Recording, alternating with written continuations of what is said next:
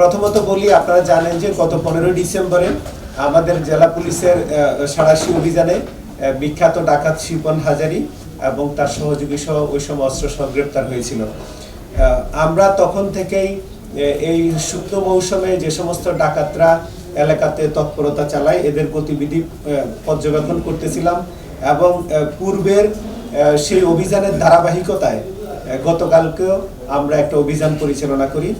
মূলত 15 ডিসেম্বরে আমরা যে সমস্ত ডাকাতদের তথ্য পেয়েছিলাম তাদেরকেই আমরা ফলো করতে গিয়ে আমরা বুঝতে পারি যে আরেকটা ডাকাতের সাবগ্রুপ তৈরি হয়েছে যারা বিয়ানীবাজার এলাকাতে ডাকাতি করার প্রস্তুতি নিচ্ছে।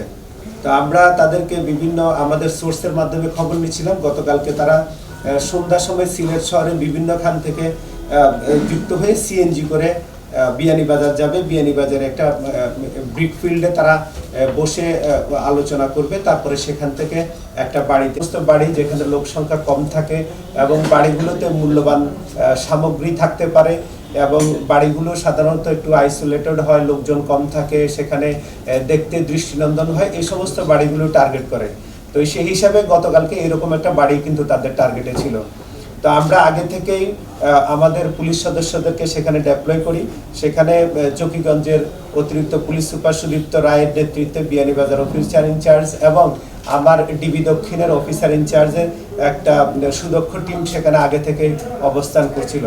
সন্ধ্যা তারা যখন সিলেট শহর থেকে মুভমেন্ট শুরু করে তখন থেকে আমরা এলাকাতে চেকপোস্ট স্থাপন করি এবং পরবর্তীতে দেখা যায় যে রাত 8টার সময় বিয়ানীবাজার থানার কাছাকাছি সদরের মধ্যে বিদ্যুৎ অফিসের সামনে ওখানে একটা সিএনজিকে আমরা যখন ইসলাম উদ্দিন, তারপরে সাইরুল মিয়া এবং মোহাম্মদ হোসেন নামে 3 জন ডাকাত গ্রেপ্তার হয়।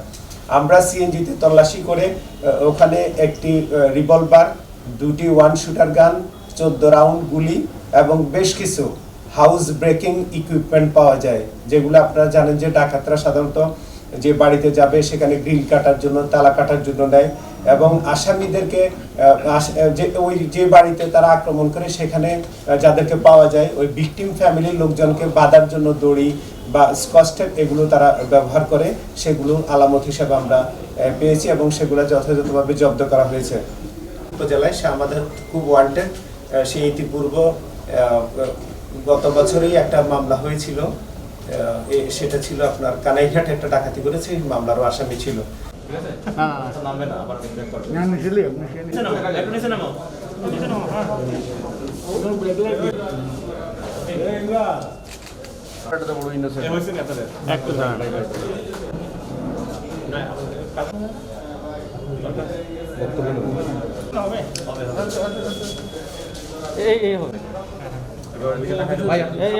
সবাই